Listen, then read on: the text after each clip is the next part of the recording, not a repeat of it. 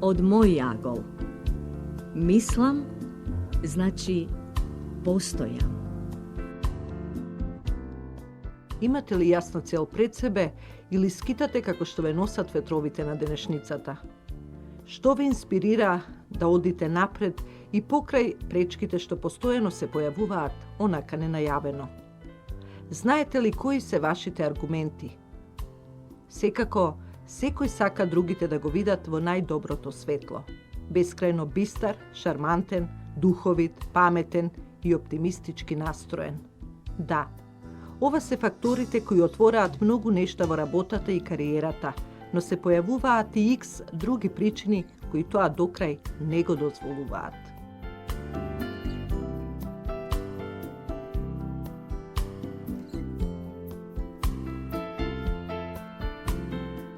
Ретко кој може да одолее на заводливата природа, но и ретко кој може да каже за себе дека оние другите потајно мечтаат да бидат токму како него, да го сакаат, почитуваат и да бидат пријатели со сите. Сепак, доколку се негува добрината, љубезноста и ведрината, нема потреба од изненадена реакција кога ќе се свати во определен миг од исте омилени во друштвото како на пријателите, така и на оние познаниците. Потребно е само да не се биде досаден во друштво, без обзир на тоа колку ги познавате тие околу вас. Ако сте за промени, треба наум да се има дека не треба да се влегува во секакви авантури кои подоцна може да ве средат кога најмалку тоа се очекува. Впрочем, како што и најчесто се случува во лавиринтите на животната долга патека.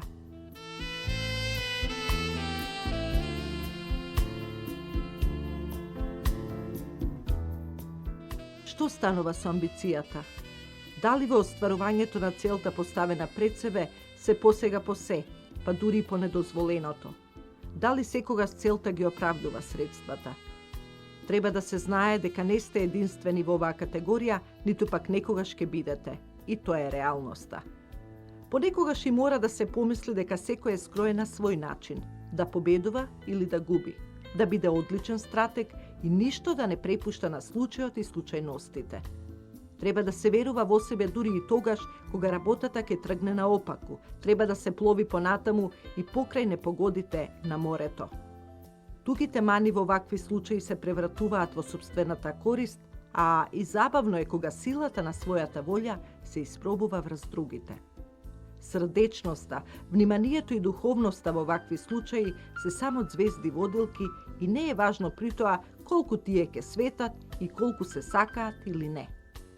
Убаво е доколку и покрај сето ова сте способни да сослушате, да обрнете внимание и размислите за другите, да согледате што ги мачи и да се помогне во рамките на можното, реалното и даденото во сегашноста.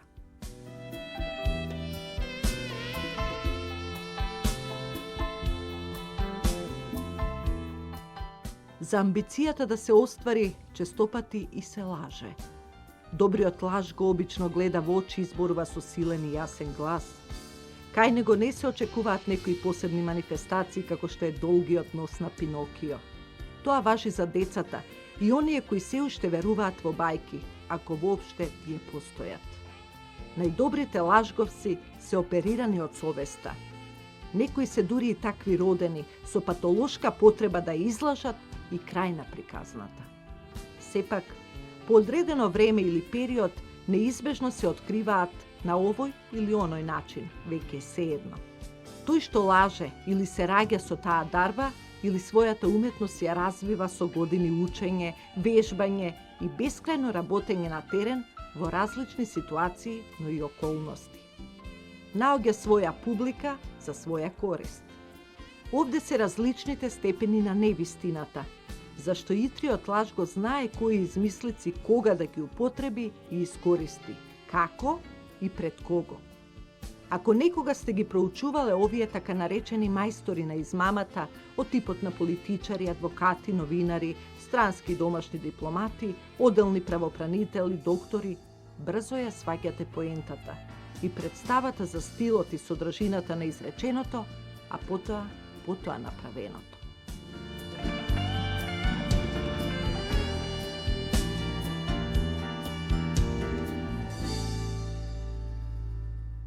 За да се оствари амбицијата постојат и преговори. Тие треба да се развлекуваат се додека се верува во можното да се добие тоа што се сака и бара, според нашиве искуства. При ова треба да се има трпеливост, но и подготовка за одредени отстапки и постапки. Во вакви случаи обично се игра на одредено, а од друга страна не се покажуваат докрај картите џокери. Незалудно Макијавели забележал: човекот никогаш не би требало да ги открие своите намери, туку да се труди на секој начин да го добие тоа што го сака. Ова е факт. Ако се знае дека од спротивната страна се бара и очекува да се предаде оружјето, а потоа како тоа ќе се употреби е сосема едноставна процедура. За се постои и одредена реакција. Сите преговори стануваат поедноставни кога се користи дадената мудрост и јасно е дека секој реагира зашто се плаши од ова или она. Тоа е во природата на секого и бегање од тоа нема. А и да се избега накратко, пак потоа доаѓа она познатото: каде по ѓаволите да се бега, тука сме каде што сме.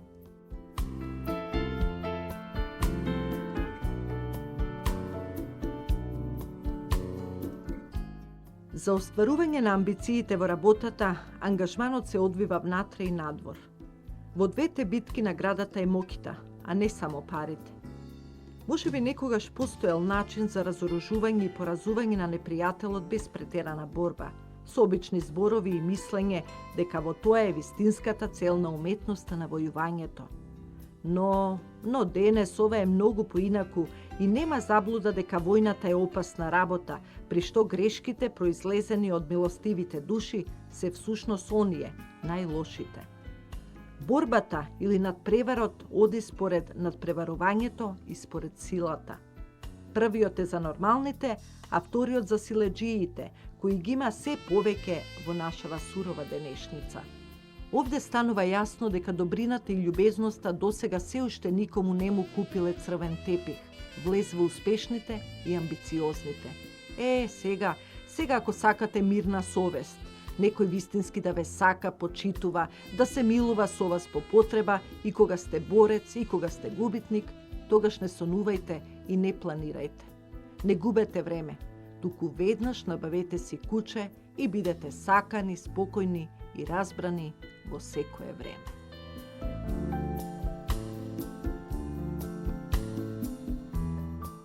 Целта на амбицијата и нејзиното остварување е заработката. Во светот на бизнисот, измамата на клиентите никого не убива додека не го фатат крадецот. Истото важи и за дерењето на клиентите, за кражбата и се друго што потоа следува. Се оди на уништување на конкуренцијата по секоја цена, што е најнормално денеска. Колку се успева и докаде, тоа е веќе друга специфика.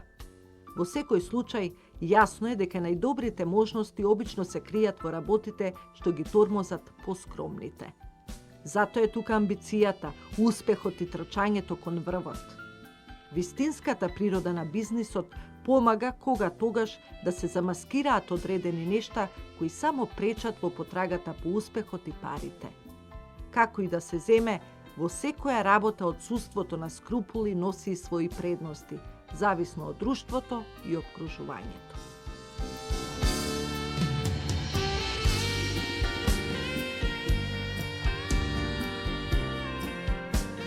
Ако не се знае каде се оди, нема таму ниту да се стигне. Ако случајот ти се препушти на иднината, повеќе од веројатно е дека ќе се заскита и некаде бесчујно пропадне. Без насока се влегува во ќорсокак и безграничен хаос. Затоа целта да се дојде на власт, да се стигне на врвот и да се преземе контролата е едноставно речено моќ. Затоа некаде и се гине, но ретко се попушта. Незалудно е речено дека моќта е сладка и не се напушта туку така. Сепак, за да се дојде до неа, да се оствари амбицијата е потребна и проценка на проблемите, сведување на минимум на ризикот и искористување на дадените можности. Овде е чиста ситуација дека победата не е најдобрата, туку единствената. Ако не е така, никој од нас не би бележал резултати. За да се добие војната, мора да се преземе водството, да се одредат целите, да се поделат задачите, да се испланира политиката и да се процени барем приближно резултатот. Кратко речено, ова значи диктирање, поточно шефување во најблагата смисла на зборот. Желбата за шефување и желбата за моќ и пари се наоѓаат во коренот на сите човечки гревови. Од мој агол. Мислам, значи постојам.